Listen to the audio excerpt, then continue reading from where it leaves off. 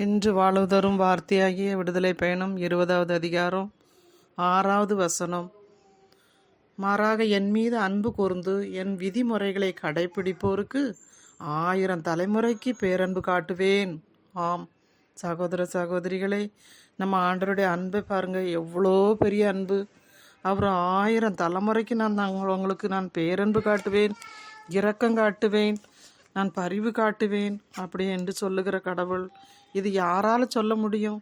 மனிதர்களால் சொல்ல முடியுமா? நான் உங்களோடு இருந்து இறுதி வரை நான் உங்களுக்கு அன்பு காட்டுவேன் என்று சொல்லி.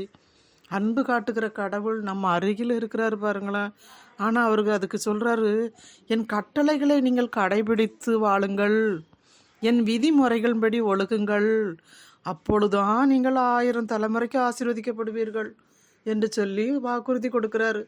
ஆண்டவருடைய கட்டளைகளை நம்ம நிறைவேற்றுவோம், அதன்படி வாழ்வோம்.